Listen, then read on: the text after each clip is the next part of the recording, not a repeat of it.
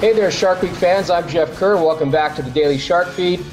It's a bad week to be a SEAL here on the Discovery Channel. You know, I've been making Shark Week shows since 1991. That's a long time. Over 30 shows. I've lost count, actually, to be honest with you. Unbelievable! And as a Shark Fin ambassador today, I'm going to be very busy. I have a lot of responsibility. I'm going to be taking over Discovery and Shark Week social feeds and answering your questions about sharks and Shark Week programs. I'm ready. So here we go. I first got interested in sharks by watching the Jacques Cousteau specials back, I guess, in the late 60s, early 70s. And I was just blown away by the footage, and it just kind of opened up a whole other world for me of possibilities. And I guess I'm living proof that dreams come true, because I thought this would be the coolest job in the world, diving with sharks and making shark films like the Cousteaus did. I'm gonna try just not to think about anything but getting this shot.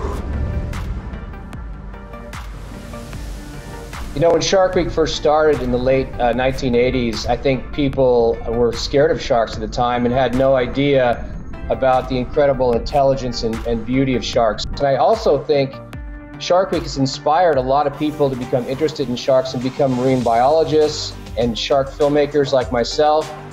I hope you got a chance to see my latest film, Island of the Mega Shark.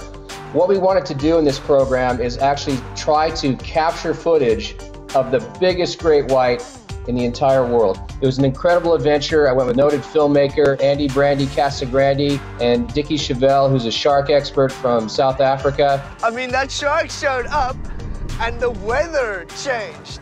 Actually, I was just transfixed. I think I got the shot. You know, I first met Andy Brandy Casagrande about 15 years ago down in Hans Bay, the shark diving capital of the world. And I said, you know what, I think you have a future in Shark Week. And well, look what he's become, probably the world's top underwater cinematographer. Woohoo!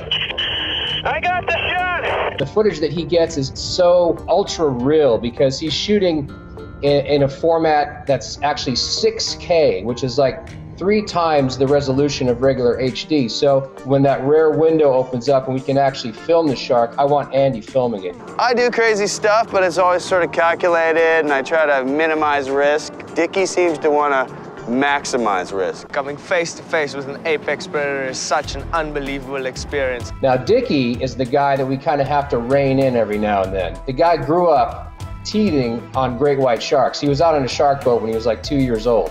And so he's very comfortable around great white sharks, almost too comfortable. When Dickie first saw the ghost cage, he gave me the exact reaction that I thought he would give. What the hell is this thing, and do I get to try it? He has zero fear, which sometimes I'm a little worried about. Guys, the door is broken. I'm gonna have to keep it closed by hand. I see him with a huge future in Shark Week, if he survives, but he will. That was absolutely insane, dude. Sometimes the inspiration for Shark Week films is really, you know, ripped from the headlines. And in my own backyard here in Southern California, there's a certain beach where there's been a shark attack in 2008, 2010, 2012, and 2014, every 2 years in the same month. We went back again this year and did Return of the Great White Serial Killer. And what we're seeing at this particular beach is one of the most unusual things I've ever seen in a quarter century of shark filmmaking, where a shark, or maybe more than one shark, keeps coming back every 2 years at the same time of year. There's a real-life Jaws scenario that's playing out on this little desolate beach in Central California. Let's check out a clip. The shark in both cases was at least 20 feet. Is it possible it could be the same shark? I put 25 years into Shark Week, filming these animals, and when I was first invited to be a Shark Fin ambassador, I was really honored. I have a lot of passion and enthusiasm for sharks, and it gives me a chance to really share that with the viewer. You guys can be Shark Fin ambassadors like me. All you have to do is go to sharkweek.com/savesharks and check it out. And Discovery's done something really, really cool this year. You want to go to Sharkopedia and you can learn everything you've ever wanted to know about sharks. Well, guys, I think I hear a boat out at the dock. They're calling me. I have to get out and film some sharks, so I have to be running along. But I hope you enjoyed my daily Shark Feed show. I want to thank you for watching last night's show, and I hope you tune in again tonight to another amazing episode of Shark Week.